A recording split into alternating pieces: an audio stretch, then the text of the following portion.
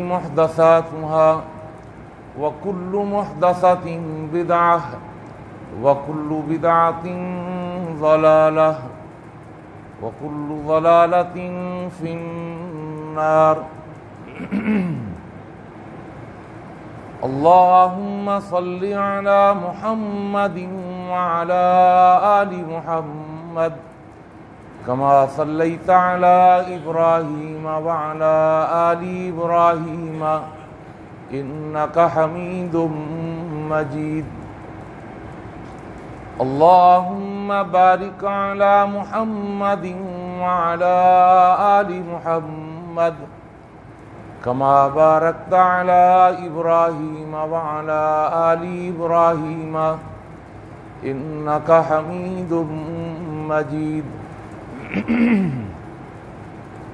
فقد قال الله تبارك وتعالى في القرآن المجيد والفرقان الحميد أعوذ بالله السميع العليم وبوجهه الكريم وسلطانه القديم من الشيطان الرجيم بسم الله الرحمن الرحيم ومن أعرض عن ذكري فإن له معيشة ضنكا ونحشره يوم القيامة أعمى قال رب لم حشرتني أعمى وقد كنت بصيرا قال كذلك أتتك آياتنا فنسيتها وكذلك اليوم تنسى رب اشرح لي صدري ويسر لي أمري واحلل عقدة من لساني يفقهوا قولي سبحانك لا علم لنا إلا ما علمتنا إنك أنت العليم الحكيم اللهم انفعنا بما علمتنا وعلمنا ما ينفعنا وزدنا علما اللهم إنا نعوذ بك من علم لا ينفع ومن قلب لا يخشع ومن نفس لا تشبع ومن دعوة لا تسمع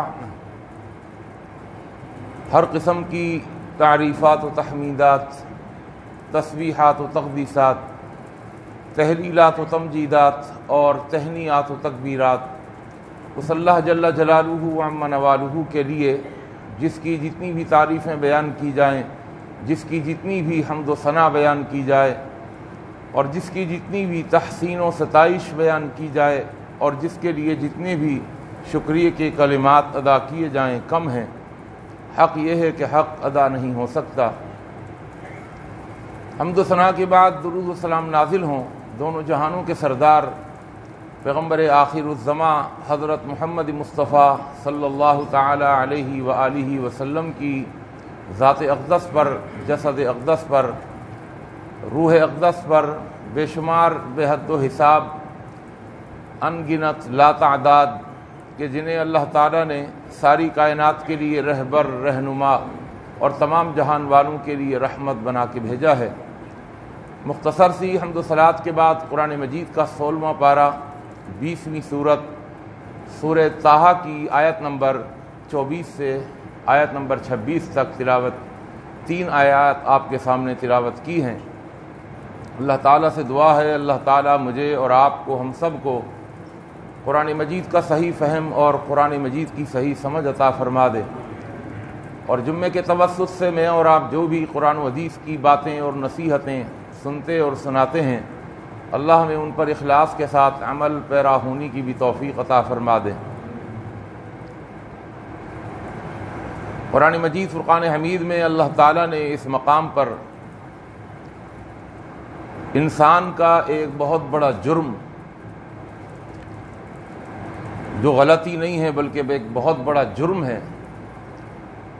اس کے جرم کا ذکر کرنے کے بعد اللہ نے اس کی 2 بڑی سزائیں یہاں پر سنائی ہیں، وہ جرم اللہ تعالیٰ نے اس طرح بیان کیا، فرمایا وَمَنْ أَعْرَضَ عَنْ ذِكْرِي،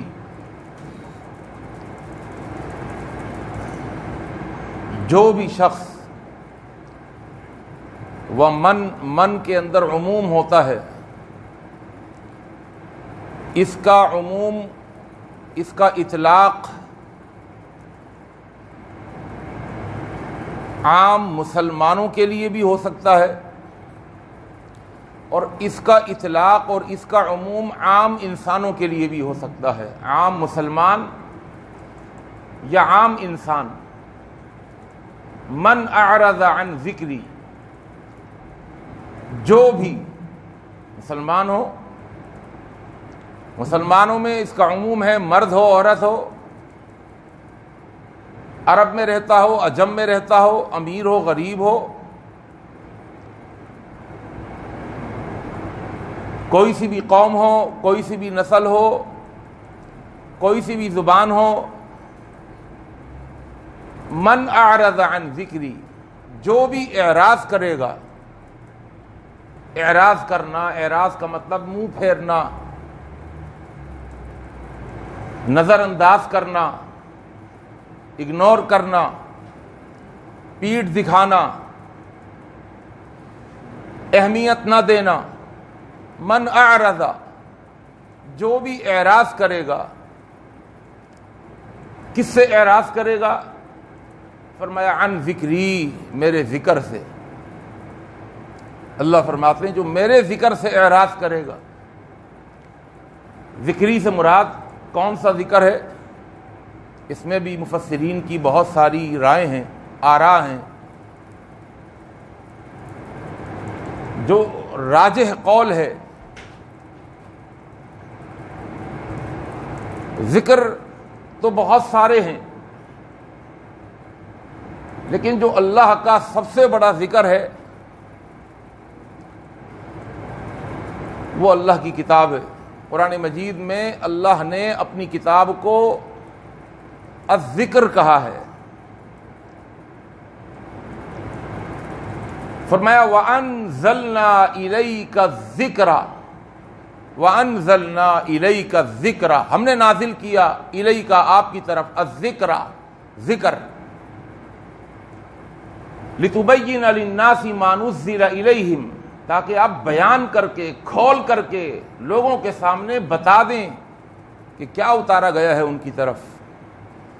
قرآن بھرا ہوا ہے مثالوں سے کہ قرآن کو الذکر کہا گیا۔ ایک اور مشہور آیت ہے، اِنَّا نَحْنُ نَزَّلْنَا الذِّکْرَ وَإِنَّا لَهُ لَحَافِظُونَ، بے شک ہم نے نازل کیا ہے الذکر۔ کیا نازل کیا اللہ نے؟ قرآن نازل کیا۔ تو الذکر سے مراد راجح قول یہ ہے کہ اللہ کی کتاب ہے، اللہ کا قرآن ہے۔ اِنَّا نَحْنُ نَزَّلْنَا الذِّکْرَ۔ ایک اور مقام پہ وَإِنَّهُ لَذِكْرٌ لَكَ وَلِقَوْمِكَ فَسَوْفَ تُسْأَلُونَ، یہ قرآن ذکر ہے آپ کے لیے بھی، آپ کی قوم کے لیے۔ فَسَوْفَ تُسْأَلُونَ، ان قریب پوچھے جائیں گے اس ذکر کے بارے میں۔ اس لیے کہ سب سے بڑی نصیحت کی اگر کوئی کتاب ہے، ذکر نصیحت کو بھی کہتے ہیں۔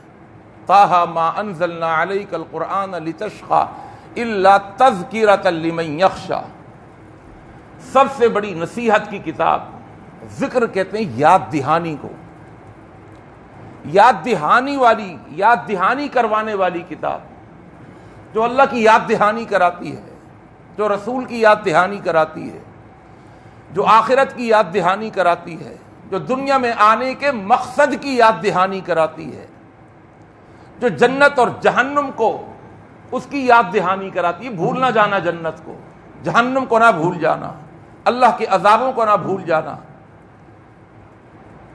جو حقوق اللہ کی یاد دہانی کراتی ہے، جو حقوق العباد کی یاد دہانی کراتی ہے، یہ اللہ کی کتاب ہے۔ وَإِنَّهُ لَذِكْرٌ لَكَ وَلِقَوْمِكَ فَسَوْفَ تُسْأَلُونَ، جو بھی اعراض کرے گا اللہ کی کتاب سے، فَإِنَّ لَهُ مَعِيشَةً ضَنْكًا، تو اللہ نے اس کی 2 سزائیں بتائی ہیں۔ پہلی سزا کہ ہم کیا کریں گے، فَإِنَّ لَهُ مَعِيشَةً ضَنْكًا، ہم اس کی معیشت کو تنگ کر دیں گے۔ معیشت کہتے ہیں گزران کو، زندگی گزارنا۔ زندگی کون سی مراد ہے یہاں پر؟ معیشت سے کون سی معیشت مراد ہے؟ کون سی زندگی مراد ہے؟ اس میں بھی مفسرین حضرات نے دلائل کے ساتھ 2 معیشتیں ذکر کی ہیں۔ ابن حبان کی حدیث ہے اور مستدرک للحاکم کی حدیث ہے۔ ابو ہریرہ رضی اللہ تعالیٰ عنہ اس حدیث کے راوی ہیں۔ حضرت ابو ہریرہ نے سوال کر لیا، اے اللہ کے رسول صلی اللہ علیہ وسلم، معیشتاً ضنکن سے کون سی معیشت مراد ہے؟ تو اللہ کے رسول صلی اللہ علیہ وسلم نے جواب دیا کہ اس سے مراد عالم برزخ کی زندگی ہے۔ یعنی اس حدیث سے معلوم چلا کہ معیشتاً ضنکن سے مراد عالم برزخ کی زندگی بھی ہو سکتی ہے۔ عالم برزخ کیا ہے؟ برزخ کہتے ہیں پردے کو، عالم کہتے ہیں جہان کو۔ عالم برزخ یعنی پردے کے پیچھے والا جہان۔ پردے کے پیچھے نظر نہیں آتا کہ پردے کے پیچھے کیا ہے، نظر نہیں آتا۔ ہاں اس کے بارے میں گیس کیا جا سکتا ہے، اندازہ کیا جا سکتا ہے، سوچا جا سکتا ہے، اس کے بارے میں معلومات حاصل کی جا سکتی ہیں، لیکن پردے کو پھاڑ کر، پردے کو ہٹا کر، جھانک کر نہیں دیکھا جا سکتا۔ اور یہ جو پردہ ہے یہ موت ہے۔ ہماری اردو زبان میں بھی کہ پردہ فرما گئے، پھر بزرگ جو ہیں وہ پردہ فرما گئے، حالانکہ اس کے اندر بھی ان کی ایک چال ہوتی ہے کہ مرے نہیں ہیں، پردہ فرما گئے۔ میں محاورتاً آپ کو سمجھانے کے لیے عرض کر رہا ہوں، ورنہ کوئی پردہ نہیں فرماتا، چاہے کتنا بڑا بزرگ ہو، کتنا بڑا ولی ہو، کتنا بڑا علامہ ہو، وہ پردہ نہیں فرماتا، وہ موت کا مزہ چکھتا ہے۔ اس لیے کہ اللہ نے فرمایا کل من علیہا فان کل نفس ذائقۃ الموت افإن مت فہم الخالدون۔ نبی کے بارے میں بھی اللہ فرماتے ہیں افإن مت، اگر آپ کو بھی موت آ جائے، فہم الخالدون، تو یہ کیا زندہ رہیں گے؟ وما محمد الا رسول قد خلت من قبلہ الرسل افإن مات، نبی کے لیے لفظ موت قرآن استعمال کرتا ہے۔ یہ تو ہم کہتے ہیں کہ جی پردہ، اگر پردے سے مراد عالم برزخ سے اٹھایا ہے یہ پردہ پھر تو صحیح ہے، لیکن آپ نے اگر اپنا عقیدہ خراب کیا ہوا ہے کہ مرتے نہیں ہیں بلکہ دنیاوی زندگی ان کی ہوتی ہے، تو یہ غلط عقیدہ ہے۔ بہرحال وہ ایک موضوع الگ ہے۔ تو اس سے مراد عالم برزخ بھی ہو سکتا ہے کہ عالم برزخ کی زندگی کو اس کے اوپر تنگ کر دیا جاتا ہے۔ ابو سعید خدری رضی اللہ تعالیٰ عنہ فرماتے ہیں کہ یضیق علیہ قبرہ حتی تختلف اضلاعہ، اس طرح تنگ کر دیا جاتا ہے اس کی قبر کو یہاں تک کہ اس کی پسلیاں ایک دوسرے کے اندر داخل ہو جاتی ہیں، پسلیاں ایک دوسرے کے اندر داخل ہو جاتی ہیں۔ آج چونکہ ہم ظاہری دنیا کے بادشاہ ہیں اور عالم آخرت کی جو پہلی منزل ہے، عالم آخرت کی پہلی منزل، ابتدائی منزل، عالم آخرت کا دیباچہ، وہ عالم برزخ کی اور قبر والی زندگی ہے۔ آج لوگوں نے قبر والی زندگی کا ہی انکار کر دیا، بڑے بڑے اسکالر آ گئے اور وہ قبر کی زندگی کا انکار کر دیتے ہیں۔ یہاں کوئی قبر وبر نہیں ہے، مٹی ہو جاتا ہے انسان، ختم ہو جاتا ہے، نیست و نابود ہو جاتا ہے۔ آج کی میڈیکل سائنس نے تو ہر چیز کو بتا دیا، واضح کر دیا کہ اتنے دن میں اتنے گھنٹوں میں پیٹ پھٹتا ہے، اتنے دن میں گوشت ختم ہوتا ہے، اور اتنے مہینے کے بعد ہڈیاں جو ہیں وہ بوسیدہ ہو کر مٹی ہو جاتی ہیں، بال رہ جاتے ہیں، بس ریڑھ کی ہڈی رہ جاتی ہے بس، اور مٹی میں مٹی ہو جاتا ہے پھر وہ اس کا بقیہ جسم بھی۔ تو کہاں کا عذاب قبر اور کہاں کی قبر کی زندگی۔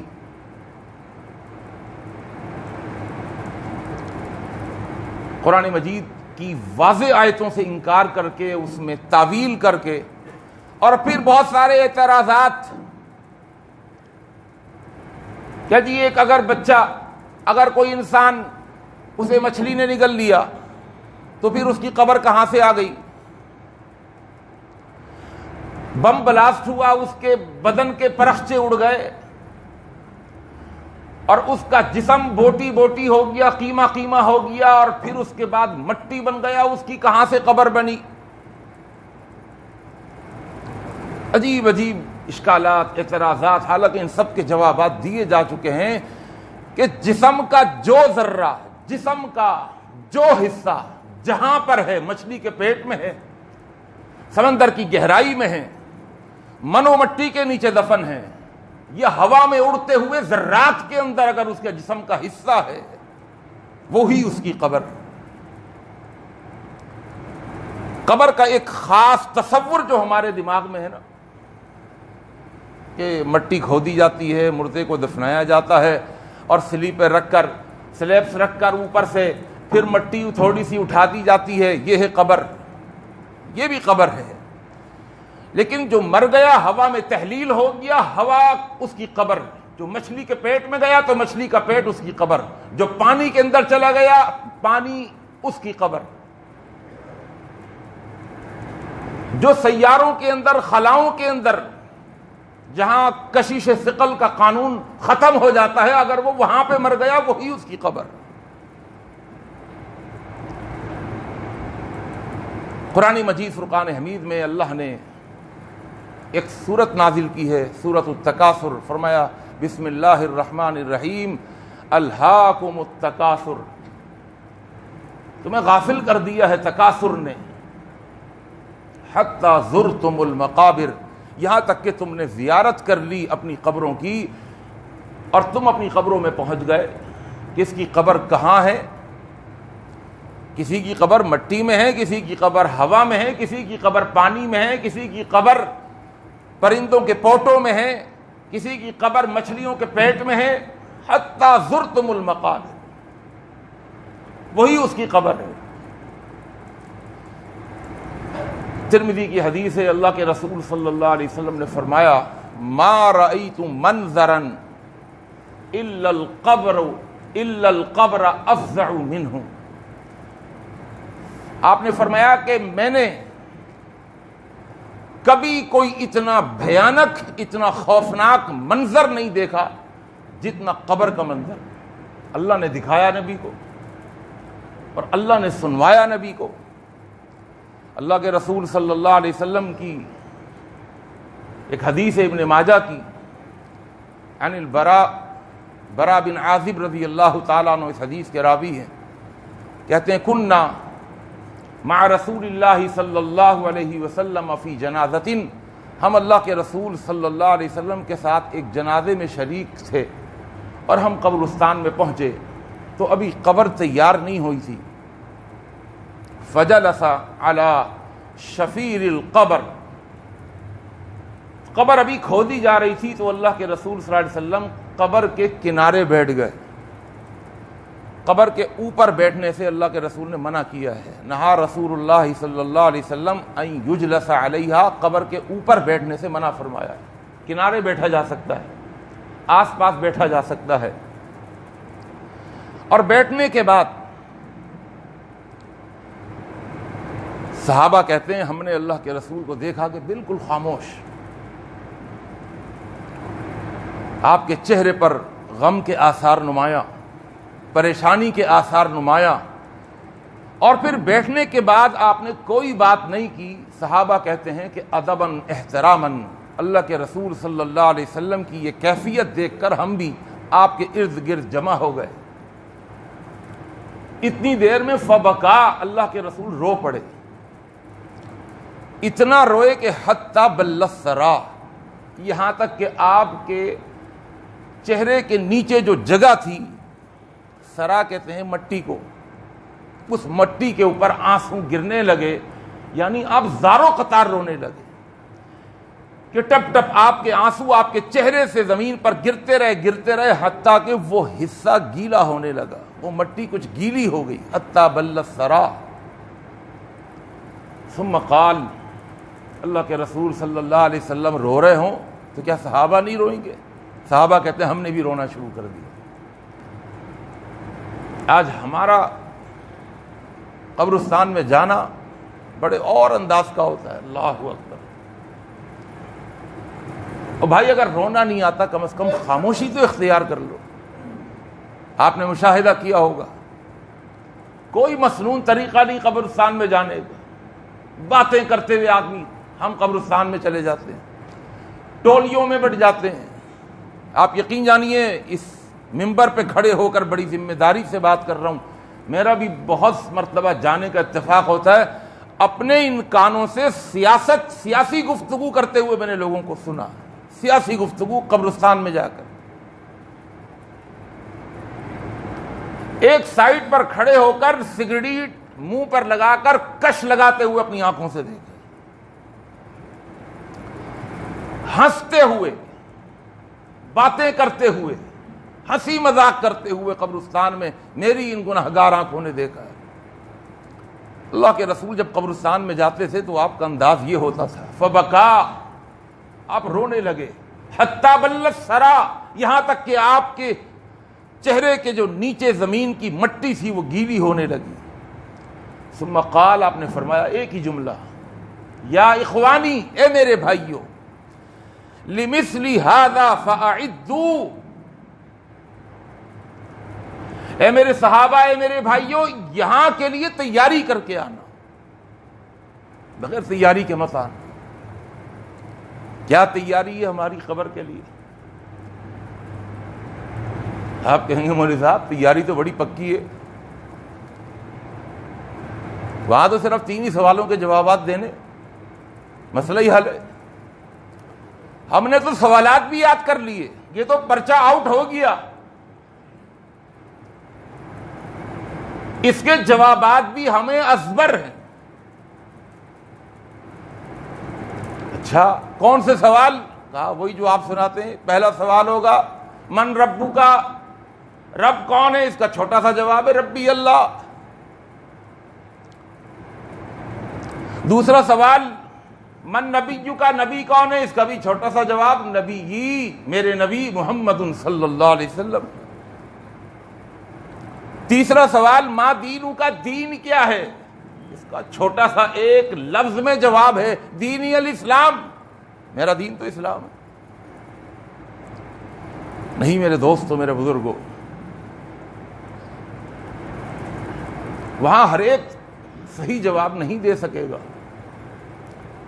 یہ میں اپنی طرف سے بات نہیں کر رہا، آپ کو دلیل دوں گا۔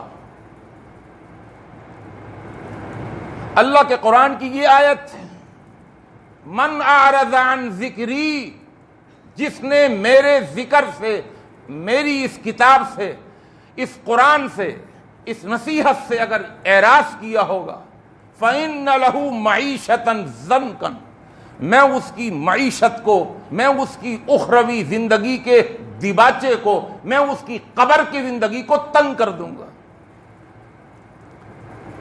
بھائی صحیح امتحان میں صحیح اگر جواب دے دے، وہ تنگ ہوتا ہے طالب علم؟ وہ تو تنگ نہیں ہوتا، اس کو تو پتہ ہے بھائی کیا جواب دینے۔ تنگ وہ ہوتا ہے جسے جواب نہیں آ رہا ہوتا۔ اللہ کے رسول حضرت محمد مصطفیٰ صلی اللہ علیہ وسلم نے فرمایا، اور اس آیت میں اللہ نے بتا دیا، یہ ہو ہی نہیں سکتا کوئی اپنی دنیاوی زندگی کے اندر اللہ کی کتاب سے منہ پھیر رہا ہو، کسی کے پاس اللہ کی کتاب کو پڑھنے کا، سمجھنے کا، تدبر کرنے کا، تفکر کرنے کا، تعقل کا، تفقہ کا، اگر اس کے پاس ٹائم نہیں ہے، وہ سمجھ رہے اس آیت سے کہ قیامت کے دن میدان محشر کے اندر جو ہوگا قبر کے اندر ان سوالوں کے جوابات وہ صحیح نہیں دے سکے. یہ ایک بہت بڑی سزا ہے، بہت بڑی سزا. آخرت کی پہلی منزل کے اندر ہی فیل ہو گئے، آخرت کی پہلی منزل کے اندر. جب یہ حضرت عثمان غنی رضی اللہ تعالی عنہ کے جو ایک غلام تھے، ان کا نام تھا ہانی، وہ بیان کرتے ہیں کان عثمان اذا وقف علی قبر، میرے آقا و مولا عثمان جب کسی قبر کے پاس کھڑے ہوتے تھے تو روتے تھے، اور اتنا روتے تھے عثمان غنی کہ حتی یبل لحیتہ، ان کی داڑھی آنسوؤں سے تربتر ہو جاتی تھی. یہ صحابہ کا قبرستان میں اور قبر کے پاس کھڑا ہونے کا انداز ہے. آج ہم نے تو چند چیزیں سیکھی ہوئی ہیں، گئے قبرستان، قبر پہ کھڑے ہوئے فاتحہ خوانی کر دی. وہ اللہ کے بندو، یہ فاتحہ خوانی لائے کہاں سے ہو تم؟ کیا ہوتی ہے فاتحہ خوانی؟ وہ کون سی حدیث کی کتاب ہے جس میں آپ کو یہ بتایا گیا ہو کہ قبر پر کھڑے ہو کر سورہ فاتحہ پڑھ لو؟ کبھی کسی میں جرت نہیں ہوئی کہ مولوی سے پوچھے تو صحیح کہ آپ جو کہہ رہے ہیں قبر پر کھڑے ہو کر فاتحہ خوانی کر لو، فاتحہ سے مراد سورہ فاتحہ ہے. خوانی کا فارسی کا لفظ خوان کہتے ہیں پڑھنے کو. بھائی کہاں اللہ کے رسول نے تعلیم دی ہے کہ قبر پر کھڑے ہو کر سورہ فاتحہ پڑھو؟ المیہ دیکھیے، جہاں پڑھنے کا حکم دیا نماز میں وہاں سورہ فاتحہ پڑھتے نہیں، اور جہاں پڑھنے کو کہا نہیں وہاں قبر پر کھڑے ہو کر سورہ فاتحہ پڑھتے ہیں. لا صلاۃ لمن لم یقرأ بفاتحۃ الکتاب، جو سورہ فاتحہ نہیں پڑھتا اس کی تو نماز ہی نہیں ہوتی.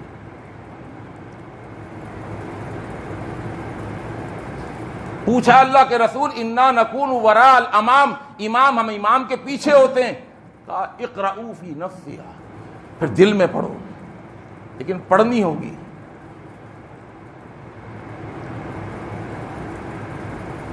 اللہ تعالیٰ غریق رحمت فرمائے میرے استاد شیخ الحدیث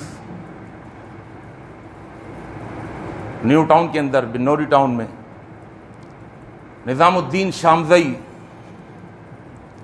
بڑا اللہ نے علم دیا تھا، بہت بڑے دیوبندی عالم دین تھے جنہیں شہید کر دیا گیا تھا. مجھے یاد ہے کہ 1990 کے اندر میں وہاں سے جب سند فراغت حاصل کر رہا تھا جس سال، تو میرے کلاس فیلوز مجھے تنگ کرنے لگے کہ جی سورہ فاتحہ کے بارے میں مناظر اسلام ہمیں امین و کاڑوی صاحب اور مناظرہ پڑھا رہے تھے، کوئی شیعوں کے خلاف، کوئی قادیانیوں کے خلاف، کوئی اہل حدیثوں کے خلاف. اب کلاس میں دوست بھی ہوتے ہیں، وہ مجھے چھیڑنے لگے، دیکھا جی آج تو تم ہو جاؤ پکے پکے، آج بن جاؤ حنفی، آج بن جاؤ تم مقلد.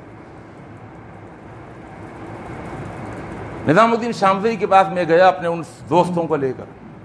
میں نے کہا جی اس طرح ان سے میرا مباحثہ ہو رہا ہے، مناظرہ کیا ہونا تھا، آپ بتائیے. میں تو آپ کو بہت بڑا شیخ الحدیث مانتا ہوں، اگرچہ آپ دیوبندیوں کے شیخ الحدیث ہیں، آپ نیو ٹاؤن میں پڑھاتے ہیں.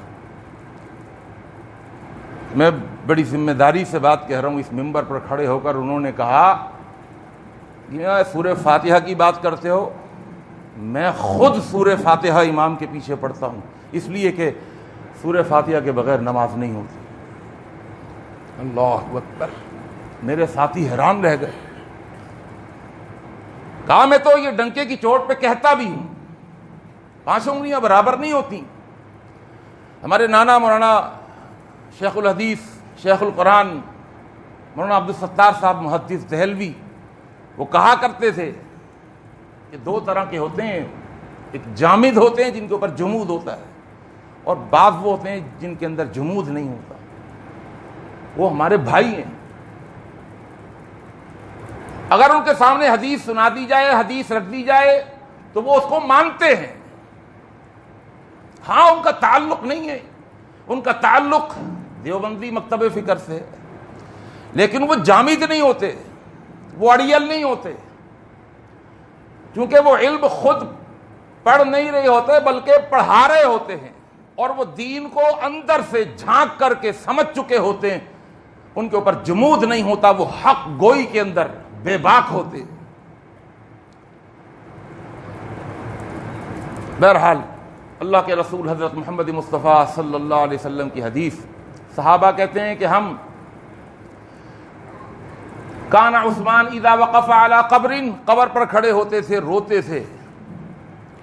ایک سوال کرنے والے نے سوال کیا، تذکر الجنۃ والنار فلا تبکی وتبکی من ھذا، آپ کے سامنے جنت کا ذکر ہوتا ہے، جہنم کا ذکر ہوتا ہے، آپ نہیں روتے، لیکن جب قبر کے پاس کھڑے ہوتے ہیں تو آپ کا رونا نہیں دیکھا جاتا، بڑے روتے ہیں۔ کہنے لگے اس کی وجہ ہے، اور اس کی وجہ یہ ہے کہ میں نے اللہ کے رسول صلی اللہ علیہ وسلم سے سنا ہے، ان القبر اول منازل من منازل الآخرۃ فإن نجا منها فما بعده ایسر منه وإن لم ینج منه فما بعده اشد منه۔ میں نے اللہ کے رسول سے یہ سنا ہے کہ قبر آخرت کی منزلوں میں سب سے پہلی منزل ہے، وہ گیٹ جو آخرت کی طرف کھل رہے ہیں، یہ سب سے پہلا گیٹ ہے، یہ سب سے پہلا مرحلہ ہے۔ جو شخص یہاں پر کامیاب ہو گیا، فما بعدہ ایسر منہ، اللہ کے رسول نے فرمایا اس کے بعد والے سارے مرحلے اس کے لیے آسان کر دیے جائیں گے۔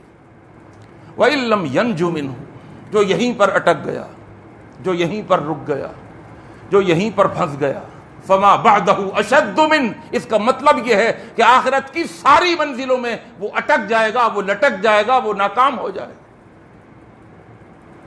تو اس لیے میں روتا ہوں کہ اللہ اس آخرت کی پہلی منزل میں مجھے کامیابی سے ہمکنار فرما دے۔ قبرستان میں جا کر قبر کے پاس کھڑے ہو کر کھدی ہوئی قبروں کو دیکھ کر، اس گڑھے کے سائز کو دیکھ کر انسان کو عبرت حاصل کرنی چاہیے۔ 500 اور 1000 گز کے بنگلوں اور کوٹھیوں میں رہنے کی جنہیں عادت پڑی ہوئی ہے، جنہیں گدے کے بغیر نیند نہیں آتی، جو فرش پر سو نہیں سکتے، جو سرہانے کے بغیر بیٹھ نہیں سکتے، لیٹ نہیں سکتے، جنہیں نیند نہیں آتی، تکیے کا سائز اور تکیے کی تھکنس اگر اوپر نیچے ہو جائے، اتنے نازک کہ آج تکیہ بدل گیا تھا اس لیے نیند نہیں آئی، وہاں نہ کوئی تکیہ ہوگا، نہ گدا ہوگا، نہ کوئی فرش ہوگا، نہ ٹائل، نہ ماربل، کچا فرش، کچی دیواریں۔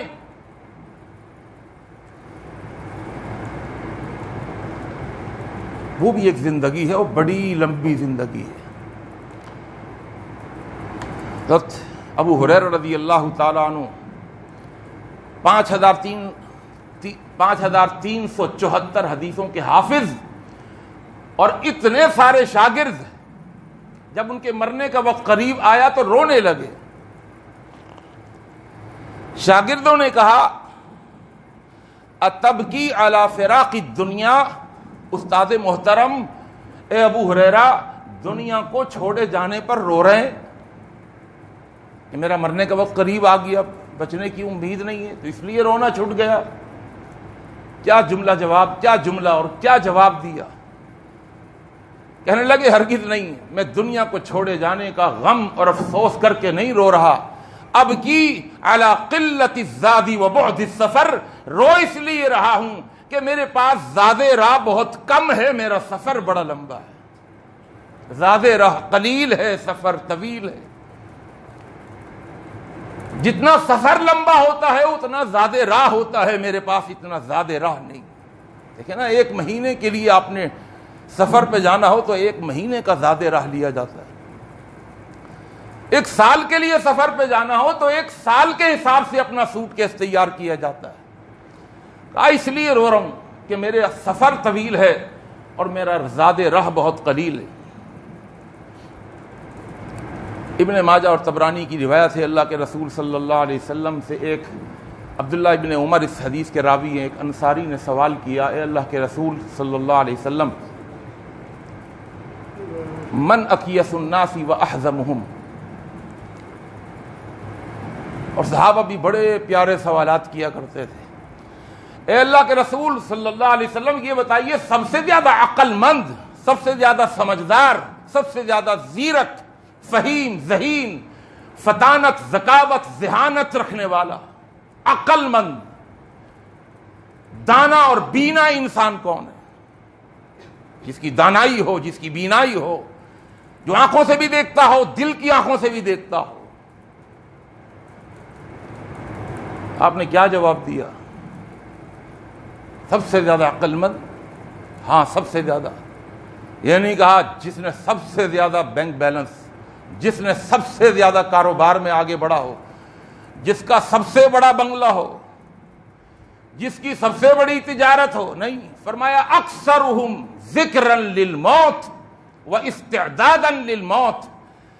جس نے سب سے زیادہ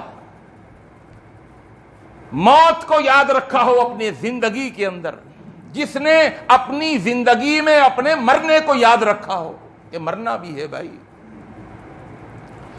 اور وہ استعدادا للموت، اور موت کی تیاری کری ہو اور بہت اچھے طریقے سے اور بہت زیادہ تیاری کر کے بیٹھا ہوا ہو، وہ زیادہ عقل مند.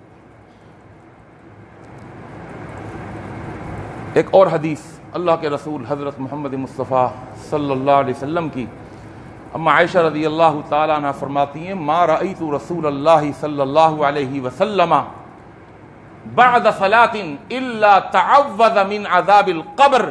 اللہ کے رسول صلی اللہ علیہ وسلم ہر نماز کے بعد عذاب قبر کی دعا پڑھتے تھے اور عذاب قبر سے پناہ مانگا کرتے تھے ہر نماز کے بعد. اور عبداللہ ابن عباس رضی اللہ تعالیٰ عنہ کی حدیث نسائی میں اور ابن ماجہ میں اور صحیح مسلم کے اندر عبداللہ بن عباس فرماتے ہیں کہ کان رسول اللہ صلی اللہ علیہ وسلم یعلمنا ھذا الدعاء کما یعلمنا السورۃ من القرآن. اللہ کے رسول ایک دعا ہم کو اس طرح سکھاتے تھے جس طرح قرآن مجید کی کوئی آیت سکھاتے تھے. کیا دعا؟ یعنی کتنی اہم دعا ہو گئی وہ، جس کو اللہ کے رسول قرآن کے انداز میں سکھایا کرتے تھے جیسے کوئی قرآن کی آیت سکھا رہے ہو. اللہم انی اعوذ بک من عذاب القبر واعوذ بک من فتنۃ المسیح الدجال واعوذ بک من فتنۃ المحیا وفتنۃ الممات. یہ دعا یاد ہونی چاہیے. یا اللہ ہمیں قبر کے عذاب سے اور قبر کے فتنے سے بچانا، ہمیں مسیح دجال کے فتنے سے بچانا. یہ مسیح دجال کا فتنہ ہے جو ظاہر ہو چکا ہے اور آگے بڑھ رہا ہے اور اپنے پنجے گاڑ رہا ہے. وَأَعُوذُ بِكَ مِن فِتْنَةِ الْمَسِيحِ الدَّجَّالِ وَأَعُوذُ بِكَ مِن فِتْنَةِ الْمَحْيَا وَفِتْنَةِ الْمَمَاتِ. زندگی کے فتنے سے بھی اور مرنے کے فتنے سے بھی. مرنا بھی فتنہ، مرنے میں بھی آزمائش اور مرنے میں بھی فتنہ اور زندہ رہنے میں بھی فتنہ. فتنے ہی فتنے ہوں گے. بڑی اہم دعا ہے. اللہ کے رسول صلی اللہ علیہ وسلم یہ دعا سکھایا کرتے تھے.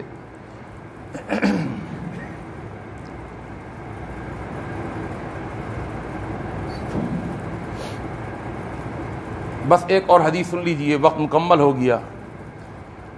یہ حدیث بھی صحیح مسلم کی حدیث ہے. اللہ کے رسول صلی اللہ علیہ وسلم ایک خچر پر سوار تھے اور بنی نجار کے باغ میں اپنے خچر پر آپ جا رہے تھے.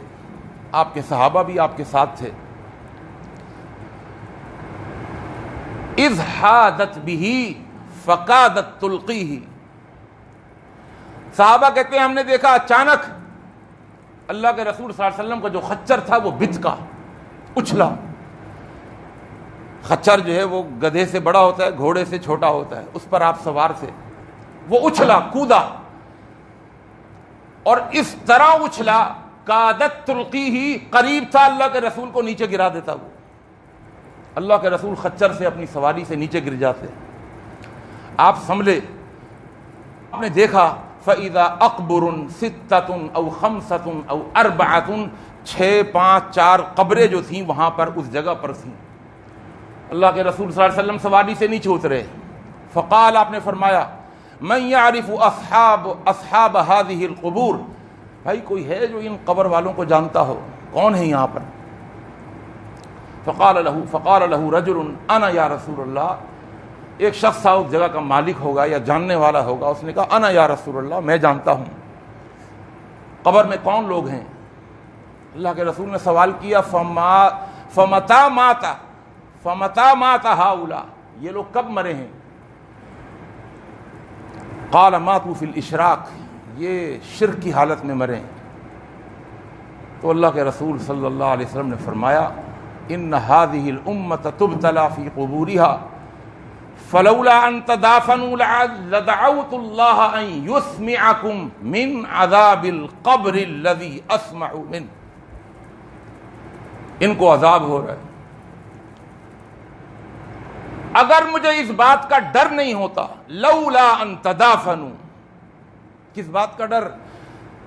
کہ تم اپنے مردوں کو دفنانا ہی چھوڑ دو گے، کہو نہیں بھائی قبر میں نہیں دفنائیں گے۔ جو مرنے والے ہوتے ہیں ہمارے رشتہ دار ہوتے ہیں، ہمارا باپ ہوتا ہے، ہماری ماں ہوتی ہے، بعض اوقات ہماری بہن ہوتی ہے، ہماری بیوی ہوتی ہے، ہمارا بچہ ہوتا ہے، کون چاہے گا کہ قبر کے اندر ڈال دیں؟ اور قبر میں یہ مسئلہ ہو رہا ہے یا یہ مسئلہ ہو سکتا ہے، ایسا عذاب ہو سکتا ہے۔ فرمایا عذاب قبر کے بارے میں اگر مجھے اس بات کا ڈر نہیں ہوتا کہ تم اپنے مردوں کو دفنانا چھوڑ دو گے، لدعوت اللہ، تو میں اللہ سے دعا کرتا۔ کیا دعا کرتا؟ ان یسمعکم من عذاب القبور الذی اسمع من، کہ تمہیں دکھائے نہیں، صرف تمہیں سنوا دے۔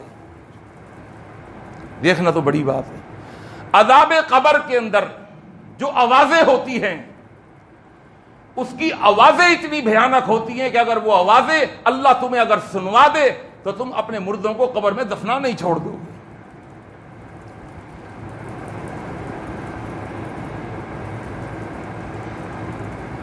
بخاری کے اندر حدیث ہے، اسماء بنت ابی بکر صدیق رضی اللہ تعالی عنہا، حضرت ابو بکر کی بیٹی اسماء کہتی ہیں، کہتی ہیں قام رسول اللہ صلی اللہ علیہ وسلم، اللہ کے رسول صلی اللہ علیہ وسلم ممبر پر کھڑے ہوئے، فذکر فتنۃ القبر، پھر عذاب قبر کا ذکر کرنا شروع کر دیا، التی یفتن بها المرء فی قبرہ، فلما ذکر ذلک، جب اللہ کے رسول نے عذاب قبر کو ذکر کیا، سنیے الفاظ بخاری کی حدیث، زج المسلمون زجۃ، مسلمانوں نے رونا شروع کر دیا۔ عذاب قبر اللہ کے رسول بیان کر رہے ہوں، کس طرح بیان کرتے ہوں گے؟ پورے مجمع نے رونا شروع کر دیا، زج المسلمون زجۃ، اور ایک رونے کی، آہوں کی اور سسکیوں کی جو آوازیں تھیں، حالت بینی و بین ان افہم کلام رسول اللہ، اللہ کے رسول صلی اللہ علیہ وسلم کی گفتگو کا آخری حصہ میں نہیں سن سکی۔ اسپیکر اور مائک تو ہوتا نہیں تھا،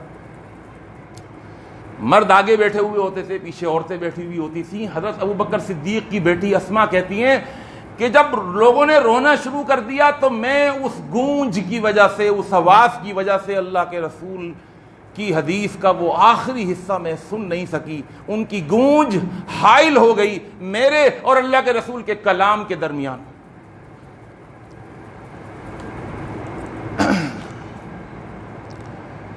فلما سکنت زجتہم، جب وہ آوازیں کچھ ہلکی ہوئیں،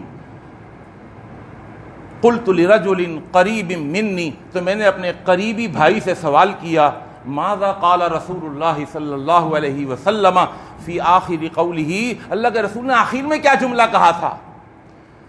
تو انہوں نے جواب دیا کہ اللہ کے رسول نے یہ فرمایا تھا، قد اوحى الی، اللہ نے وحی بھیجی ہے میری طرف، انکم تفتنون فی القبور، کہ تم قبروں میں آزمائے جاؤ گے، فتنے میں ڈالے جاؤ گے، قریبا من فتنۃ الدجال، اور وہ قبر کا فتنہ دجال کے فتنے کے قریب ہوگا، اتنا بڑا فتنہ ہوگا۔ اور صحیح مسلم کی اور نسائی کی ایک حدیث تو ہلا کے رکھ دیتی ہے، حضرت معاذ، سعد بن معاذ رضی اللہ تعالی عنہ، اللہ کے رسول صلی اللہ علیہ وسلم کے وہ صحابی ہیں کہ جب ان کی قبر کھودی گئی، ابو سعید خدری کہتے ہیں اللہ کی قسم جب میں قبر کھود رہا تھا، قبر کی مٹی سے مشک عنبر کی خوشبو میں سونگھ رہا تھا، مشک عنبر کی خوشبو۔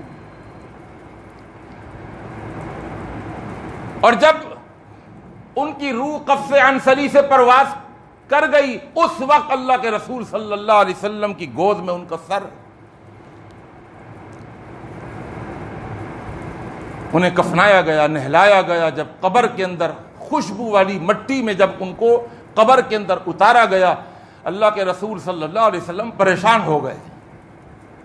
صحابہ نے آپ کی بے چینی دیکھی، آپ کی گھبراہٹ دیکھی، سوال کیا اللہ کے رسول خیریت تو ہے؟ آپ نے فرمایا ہاں، ایک معاملہ تھا جو ابھی اللہ نے مجھے دکھایا. کیا معاملہ؟ سنیے گا الفاظ، صحیح مسلم کے الفاظ ہیں، ھذا الذی تحرک لہ العرش. جانتے ہو یہ کون ہے؟ یہ وہ اللہ کا ولی ہے، یہ وہ میرا صحابی ہے، جب یہ مرا تو اس کے مرنے پر اللہ کا عرش بھی ہل گیا. اللہ کا عرش ہل گیا جس کے مرنے پر. کتنا عظیم انسان ہوگا. ھذا الذی تحرک لہ العرش وفتحت لہ ابواب السماء. جب کوئی مرتا ہے اس کی روح آسمانوں پر جاتی ہے، پہلے سے دروازے نہیں کھلے ہوئے ہوتے. ملک الموت دروازہ کھٹکھٹاتے ہیں، پوچھا جاتا ہے کون ہے؟ بتایا جاتا ہے کہ میں ہوں. تمہارے ساتھ کون ہے؟ فلان بن فلان ہے، اس کا بیٹا فلان بن فلان. پھر کھولا، پوچھا جاتا ہے اجازت ملی ہے؟ ہاں اجازت ملی ہے. دروازہ کھول دیا جاتا ہے. 7 آسمانوں تک سوال و جوابات کے بعد پھر دروازے کھلتے ہیں. آپ نے فرمایا سعد بن معاذ میرا وہ صحابی ہے، یہ مرا تو اللہ کا عرش ہلنے لگا، اور جب اس کی روح اوپر کو چلی تو 7 دروازے اللہ نے آسمانوں کے پہلے سے کھلوا دیے. وفتحت لہ ابواب السماء وشہدہ 70,000 من الملائکہ. اور جب اس کی نماز جنازہ کے لیے صحابہ کھڑے ہوئے، اللہ نے 70,000 فرشتے نماز جنازہ کے لیے زمین پر بھیج دیے. اس کے جنازے میں 70,000 فرشتوں نے کھڑے ہو کر اس کے لیے دعا کی. اللہ کے رسول پھر معاملہ کیا ہوا؟ کہا لقد ضم ضمۃ. قبر نے سعد بن معاذ کو بھی پکڑ لیا. قبر نے سعد بن معاذ کو بھی پکڑ لیا. اور حدیث کے الفاظ، اللہ کے رسول صلی اللہ علیہ وسلم فرمایا ان للقبر ضغطۃ. اے میرے صحابہ، قبر کا پکڑنا ہوتا ہے، قبر کا بھینچنا ہوتا ہے. لو نجا منہا لنجا منہا سعد بن معاذ. اگر کوئی ایسا انسان ہے کہ جو قبر کے بھینچنے سے نجات پا لیتا وہ سعد بن معاذ تھا. لیکن سعد بن معاذ کو بھی قبر نے کسی بات پر پکڑ کے بھینچنا شروع کر دیا. فہی للصالح والطالح. یہ اللہ کے رسول کے الفاظ ہیں، فہی للصالح والطالح. یہ نیکوکار کو بھی پکڑ لیتی ہے، یہ بدکاروں کو بھی پکڑ لیتی ہے. نیکوکاروں کو بھی. اب اس میں تشریح کی ہے محدثین نے، وقت نہیں ہے کہ نیکوکاروں کو پکڑنا اس کا اور انداز کا ہوتا ہے. کبھی یار یار سے ملتا ہے نا، دوست دوست سے بڑی مدتوں کے بعد، اب جو وہ گلے لگاتا ہے تو بھینچتا ہے، پکڑ کے بھینچتا ہے نا. بعض اوقات زیادہ ہی بھینچ لیتا ہے، اگلے کو سانس نہیں آ رہا اور دوسرا محبت اپنی بتانے میں جتانے میں لگا ہوا ہے. اٹھا بھی لیتا ہے کوئی محبت میں، اٹھا لیتا ہے، گھما بھی دیتا ہے کوئی محبت، اتنی محبت، اس طرح بھینچتا ہے. لیکن بھینچنا تو ہوا، تکلیف تو ہوئی. بعض محدثین نے لکھا ہے کہ نیک لوگوں کے لیے اس کا بھینچنا اس طریقے سے ہوگا. اور بعض محدثین نے لکھا ہے کہ نہیں، نیک جتنا بھی نیک ہو گناہ تو ہے. کل بنی آدم خطاؤن. کسی گناہ پر قبر پکڑ لیتی ہے، بھینچتی ہے، پھر نیکیاں آ جاتی ہیں. ان نیکیوں کی وجہ سے اس کی پکڑ کم ہو جاتی ہے، اس کی شدت کم ہو جاتی ہے. فرمایا فہی للصالح والطالح. اگر کسی نے بچنا ہوتا قبر کے بھینچنے سے تو وہ میرا آج سعد بن معاذ بچ جاتا، لیکن یہ بھی نہیں بچا. اور اللہ کے رسول صلی اللہ علیہ وسلم دعا فرماتے رہے، اور آپ کی دعا کی برکت سے پھر قبر نے چھوڑ دیا. میرے دوستو، میرے بزرگوں، قرآن مجید کی یہ آیت، من اعرض عن ذکری، جو میرے ذکر سے اعراض کرے گا، فإن له معیشة ضنکا، میں اس کی معیشت کو تنگ کر دوں گا، یعنی قبر کی زندگی کو تنگ کر دوں گا. یہ ایک معنی ہے. معیشت سے مراد دنیا کی بھی معیشت ہو سکتی ہے، وہ انشاءاللہ آپ کے سامنے بیان کروں گا. لیکن آج جو معیشت سمجھائی ہے وہ میں نے عالم برزخ کی معیشت سمجھائی ہے. قبر کی معیشت، قبر کی زندگی، وہ بھی ایک زندگی ہے. اور بھی انشاءاللہ اس کے اندر گفتگو ہے جو آپ کے سامنے بیان کروں گا. اللہ تعالیٰ سے دعا ہے اللہ تعالیٰ ہمیں نیک سمجھ عطا فرما دے، کتاب اللہ سے اپنا تعلق جوڑنے کی توفیق عطا فرما دے. یہ نہیں کہ رمضان آیا تو قرآن اٹھا لیا، رمضان گیا تو قرآن بھی گیا. ایسی بے سلوکی، ایسی بے ادبی، ایسی بے عزتی نہ کریں قرآن کی. اس کو سمجھیں، اس کو پڑھیں، اس کا ترجمہ پڑھیں.